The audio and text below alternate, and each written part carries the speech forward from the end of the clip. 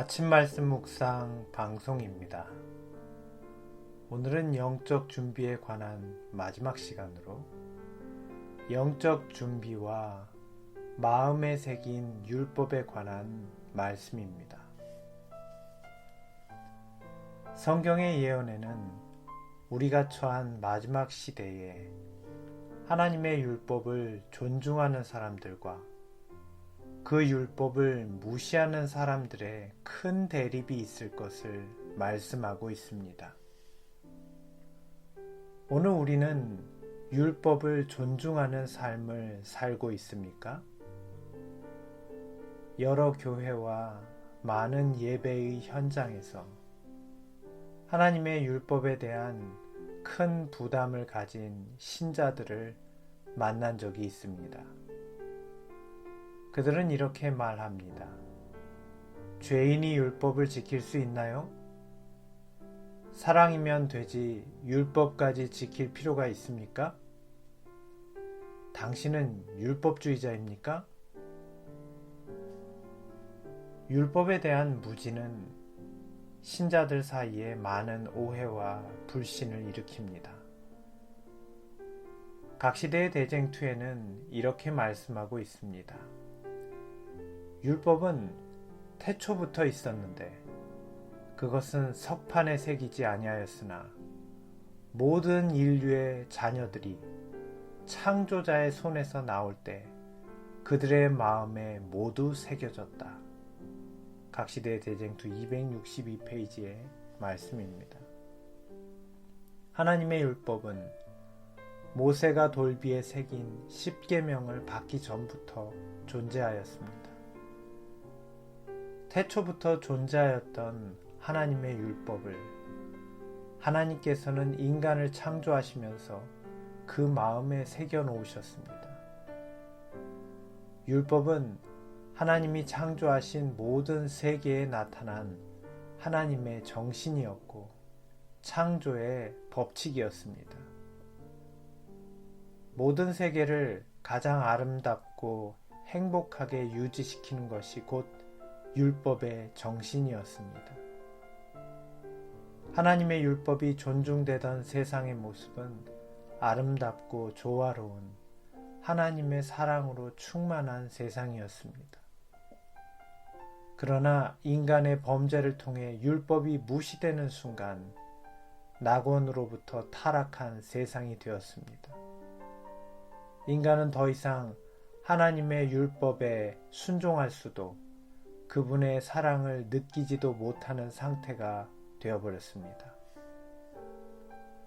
육신의 생각은 하나님과 원수가 되나니 이는 하나님의 법에 굴복지 아니할 뿐 아니라 할 수도 없습니다. 로마서 8장 7절의 말씀입니다. 바로 이것이 우리가 율법과 복음에 순종하겠다고 수만 번을 다짐해도 여전히 죄 가운데 살아가는 이유입니다. 오늘날 진리가 무엇을 요구하는지 알면서도 우리의 마음은 여전히 변화되지 못한 채 살아가는 이유는 무엇일까요? 그것은 우리들의 마음이 진리로 거룩해지지 않았기 때문입니다. 이것이 하나님께서 여전히 우리 마음의 주인이 되지 못하시는 이유입니다. 우리는 성경의 진리를 깨달았다고 말하지만 진리는 아직도 우리 마음 밖에 머물고 있습니다. 하나님의 율법을 존중하게 되는 것은 그 율법이 다시 우리 마음에 새겨지게 되는 것입니다. 사람의 마음 속에 하나님의 율법이 다시 새겨지게 하기 위하여 하나님의 아들께서는 사람이 되어 이 땅에 오셨고 십자가에 자기 생명을 내어 주셨습니다. 예수 그리스도께서는 오늘 우리의 마음에 율법을 회복시키시기 위해 하늘 성소의 중보자가 되셨습니다. 지금도 예수 그리스도께서는 하늘의 율법이 나타난 지성소에서 우리가 그분의 율법을 존중하는 자가 되도록 간절한 탄원을 올리고 계십니다. 주께서 가라사대 그날 후로는 저희와 세울 언약이 이것이라 하시고 내 법을 저희 마음에 두고 저희 생각에 기록하리라 하시니. 히브리서 10장 16절의 말씀입니다. 우리의 마음에 하나님의 율법이 새겨지게 될 때 우리는 하나님의 율법을 존중하고 지킬 수 있게 되는 것입니다. 아버지의 사랑받는 한 아이가 있었습니다. 아이는 아버지의 사랑을 받고 무럭무럭 자랐습니다.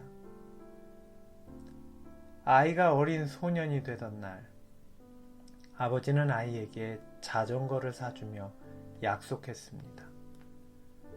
차가 다니는 위험한 길에까지 내려가서는 안 된다. 자전거를 타게 된 아이는 너무 신이 났습니다. 날마다 자전거를 타며 집 주변과 공원을 달리던 아이는 늘 다니는 길이 지루하고 심심하게 느껴졌습니다. 어느 날부터 아이의 눈에는 공원 건너편에 있는 넓은 길과 도로가 눈에 들어왔습니다. 저기에서 자전거를 타면 얼마나 신이 날까?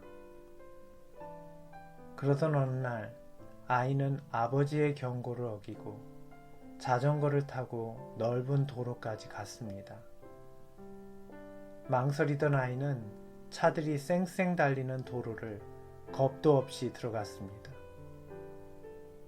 아이를 찾던 아버지는 뒤늦게 넓은 도로에 나간 아이를 발견하게 되었습니다. 오도 가도 못하고 길 가운데 울고 있는 아이를 구하려 아버지가 뛰어들어갔습니다. 그 순간 큰 트럭이 아이와 아버지를 덮쳤습니다. 두 사람은 큰 사고를 당해 정신을 잃고 병원으로 실려가게 되었습니다. 며칠이 흘러 깨어난 아이는 두 다리를 크게 다쳐 걸을 수 없게 되었습니다.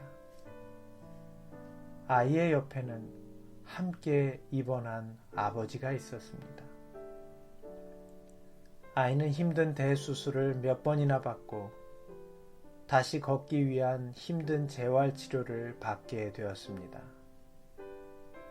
아이는 너무 힘들어 울고 포기하기를 몇 번이나 반복하였지만 함께 휠체어를 타고 입원한 아버지의 격려로 용기를 차렸습니다. 아들과 함께 걷지 못하게 된 아버지는 한 번도 포기하지 않고 아들의 치료와 재활을 격려하게 되었습니다.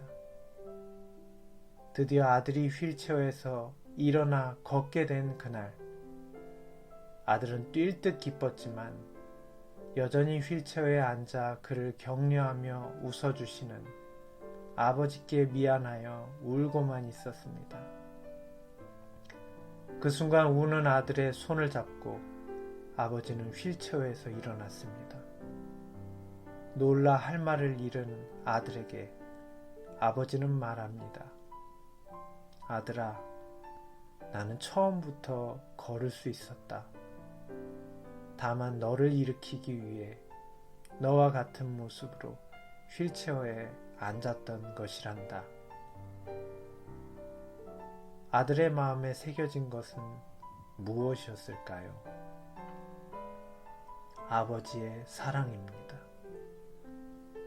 하나님의 희생으로, 그 희생의 사랑으로 다시 새겨진 율법은 결코 다시 지워지지 않을 것입니다. 영감의 증언은 말합니다. 우리는 그리스도 안에서 여호와의 율법이 완전하게 표현된 것을 보아야 한다. 무엇이 그분의 율법인가? 율법은 그분의 품성의 표현이며 그분의 품성의 사본이다. 율법은 하나님의 사랑으로 새겨진 것입니다. 예수 그리스도께서 희생의 사랑으로 그분의 율법을 우리 마음 가운데 다시 새겨 넣으셨습니다.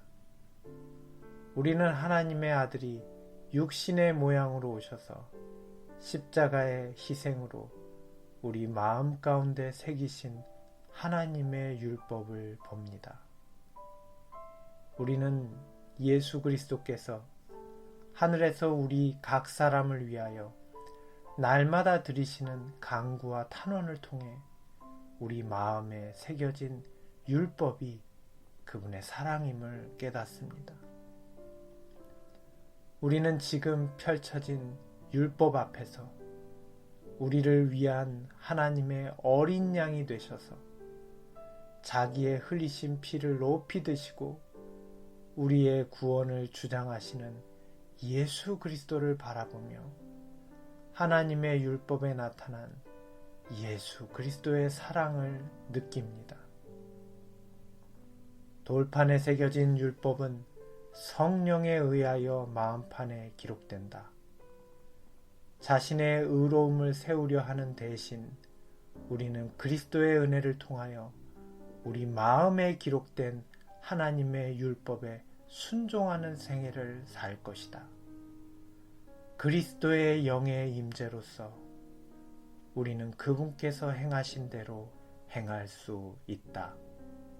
부조와 선지자 372페이지의 말씀입니다. 하나님의 율법이 우리 마음에 새겨질 때 우리는 더 이상 율법을 행하는 것이 무겁게 느껴지지 않을 것입니다. 오히려 기쁨으로 그분의 율법을 찾고 또 기억하려 할 것입니다. 그것은 가슴 속에 간직한 그분의 깊은 사랑 때문일 것입니다. 나의 하나님이여, 내가 주의 뜻 행하기를 즐기오니 주의 법이 나의 심중에 있나이다. 시편 40편 8절의 말씀입니다. 우리의 마음에 새겨진 율법은 우리 자신의 관심을 고상하고 영원한 관심사에 굴복시킨다. 교회증언 3권 397페이지의 말씀입니다. 오늘의 기도 제목은 마지막 때를 살아가는 우리 마음 가운데 예수 그리스도의 사랑으로 하나님의 율법이 다시 새겨지게 되기를 기도하시기 바랍니다.